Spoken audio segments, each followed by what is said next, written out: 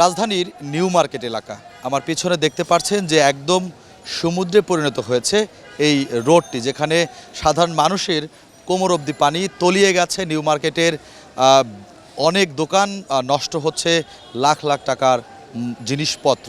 আপনাদেরকে যদি আমরা একটু দেখাই যে নিউ মার্কেটের যে রোডটি রয়েছে মার্কেটের আশপাশে, এই জায়গাতে প্রতি বছরই একটু ভারী বৃষ্টি হলে তলিয়ে যায়। এখানকার স্থানীয়দের অভিযোগ যে বছরের পর বছর এই জায়গাটিতে তলিয়ে গেলেও সিটি কর্পোরেশন বা এখানকার স্থানীয় কাউন্সিলর বা ঢাকা দক্ষিণ সিটি কর্পোরেশনের পক্ষ থেকে কোনো গুরুত্বপূর্ণ ভূমিকা না রাখার কারণে প্রতি বছরেই একটু ভারী বৃষ্টি হলে ক্ষতির মুখে পড়তে হয় নিউ মার্কেটের যে সকল ব্যবসায়ী রয়েছে, ব্যবসায়ী এবং স্থানীয় বাসিন্দা যারা, তাদের পড়তে হয় চরম ভোগান্তিতে। যদি আপনারা দেখতেই পাচ্ছেন যে ভ্যানে করে, রিকশায় করে প্রায় 1 কিলোমিটারের বেশি পানি এখানে জমে আছে।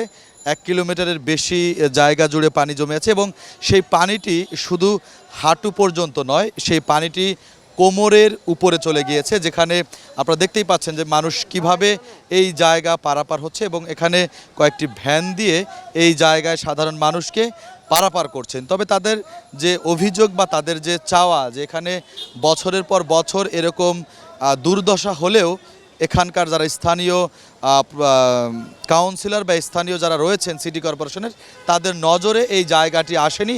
এটি কিন্তু আমরাও সংবাদ মাধ্যমের মধ্যে বিভিন্ন সময় কিন্তু আমরা দেখিয়ে থাকি যে ভারী বৃষ্টি হলে নিউ মার্কেটের এই রাস্তাগুলো তলিয়ে যায়। এই এলাকার যারা বাসিন্দা থাকেন এবং এইখানকার যারা ব্যবসায়ী থাকে, তাদের কিন্তু চরম বিপাকে পড়তে হয়, আমরা কিন্তু প্রতিনিয়তই দেখে থাকি। তবে এখন অবধিও এই যে পানি কয়েক ঘন্টা রাজধানীর এই ভারী বৃষ্টিতে, কয়েক ঘন্টার ভারী বৃষ্টিতে কিন্তু রাজধানীর বিভিন্ন সড়ক তলিয়ে গেছে। শুধু নিউ মার্কেট এলাকা নয়, তলিয়ে গিয়েছে মতিঝিলেরও, রাজধানীর বিভিন্ন পয়েন্টে তলিয়ে গেছে।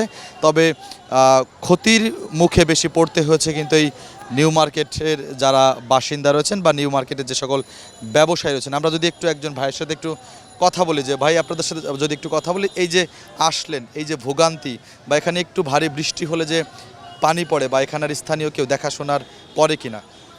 ভাই এটা লেগে কি লেগে আপনার সরকারে এগুলা চায় না, বুঝছেন? চাইলে তাহলে এই জায়গাটা হলে এরকম হতো না। এটা একটা ব্যবসায়ী প্রতিষ্ঠান, একটা জায়গা, এটা আন্তর্জাতিক একটা মার্কেট, নিউ মার্কেট।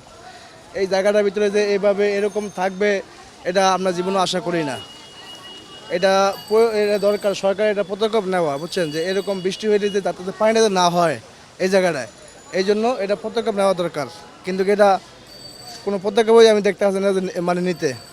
জি, আমরা কিন্তু কথা বলছিলাম একজন স্থানীয় বাসিন্দাদের সাথে, যারা এই রাস্তা পারাপার হয়ে আসলেন। তাদেরও কিন্তু আপনারা শুনলেন যে এই জায়গাতে কিন্তু প্রচুর পরিমাণে পানি জমে থাকে এবং এখানকার যারা ব্যবসায়ী থাকে তাদের কিন্তু সমস্যার সম্মুখীন পড়তে হয় এবং যারা এই আজিমপুরের যারা বাসিন্দা রয়েছেন তাদের কিন্তু আসার জন্য কিন্তু এই জায়গাতে প্রচুর বিপাকে পড়তে হয় এবং রিক্সা, ভ্যানে করে যারা আসে, মানে যারা কর্মজীবী মানুষ, তাদের কর্মে পৌঁছাতে হয়, যার জন্য কিন্তু তাদের চরম বিপাকের মধ্যে পড়তে হয়।